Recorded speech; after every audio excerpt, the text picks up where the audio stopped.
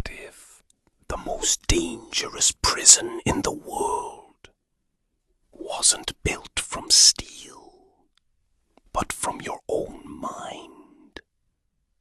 A prison where no one hears your screams, where you smile every day, while quietly falling apart inside. Imagine waking up each morning surrounded by people who seem to understand life effortlessly. They laugh at the right moments, build friendships, fall in love, and move forward with confidence. But you feel like an outsider watching humanity through a window. You copy everyone else. You pretend. You perform. Until one day, the mask becomes your real face. This is the heartbreaking world of No Longer Human, Osamu Dazai's masterpiece. A novel that has haunted readers for generations, and is widely regarded as one of the greatest psychological works ever written. It isn't a story about monsters. It isn't about war. It isn't about adventure. It's about something far more terrifying. The slow collapse of a human soul. The story follows Oba Yozo, a young man born into a wealthy and respected family. From the outside, his life appears perfect. He has privilege, education, a bright future. Everything society tells us should lead to happiness. But beneath that perfect surface lies a secret that Yozo has carried since childhood. He doesn't understand people, not their emotions. Not their conversations. Not the invisible rules that seem so natural to everyone else. He watches human behavior as if observing a completely different species. Every smile confuses him. Every conversation feels like a performance he never learned. And little by little, he begins believing that perhaps he isn't truly human at all. Terrified that others will discover how different he feels, Yozo invents a survival strategy. He becomes a clown. He tells jokes, acts foolish, makes everyone laugh. If people are entertained, they won't ask difficult questions. If they're laughing, they'll never notice how frightened he really is. The act works. Teachers admire him. Friends enjoy his company. Strangers think he's cheerful and carefree. But no one, not a single person, knows the real Yozo hiding beneath the performance. Every laugh pushes him further away from himself.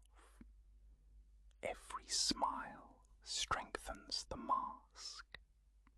As the years pass, Yozo leaves home and moves to Tokyo for college.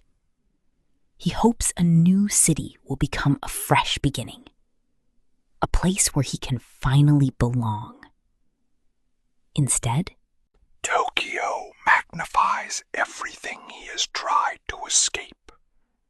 The crowded streets make him feel even lonelier. The freedom of adulthood only exposes how lost he truly is.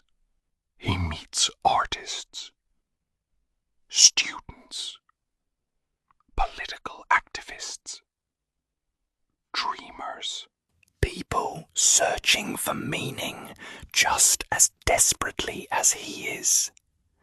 For brief moments, he believes he has finally found people who understand him. friendship slowly fades. Every connection slips through his fingers. No matter how close someone gets, he remains trapped behind the same invisible wall. Soon, Yozo begins looking for ways to silence the emptiness inside him. At first, it's alcohol. A drink to calm his nerves. Then another. And another. Before long, drinking is no longer a choice. It's an escape. He discovers nightlife, temporary pleasures. People who promise excitement but leave him feeling even more hollow than before. The more he tries to run from himself, the faster his own despair catches up. Love enters his life more than once. Each relationship begins with hope. Someone sees kindness in him. Someone believes he deserves happiness. Someone tries to reach the frightened person hidden beneath the mask. But Yozo cannot believe any of it. He sees himself as broken beyond repair. Whenever someone loves him, he waits for the moment they'll discover who he really is. And before they have the chance to leave him, he destroys the relationship himself. Because to Yozo, being abandoned feels inevitable. Destroying happiness first somehow hurts less than watching it disappear. As time passes, the cracks become impossible to hide. His addictions grow stronger. His finances collapse. His relationships fall apart. The bright future everyone expected slowly disappears. Yet the greatest tragedy isn't what happens around him. It's what happens inside him. The voice telling him he doesn't belong grows louder every day. Eventually, it becomes the only voice he can hear. One of the novel's greatest strengths is that very little depends on dramatic action. There are no epic battles, no impossible mysteries, no shocking villains. Instead, Osamu Dazai turns ordinary life into something deeply unsettling. A conversation, a dinner, a smile, a simple misunderstanding. Each moment reveals another crack in Yozo's fragile identity. And because those moments feel so ordinary, they become painfully believable. Many readers describe No Longer Human as less of a novel, and more like reading someone's private diary. Every chapter feels brutally honest. Every sentence carries emotional weight. There is no attempt to make the protagonist appear heroic. No effort to soften his flaws. No comforting illusion that everything will somehow work out. Instead, Dazai offers something much rarer. Complete emotional honesty. The novel explores loneliness in a way few books ever have.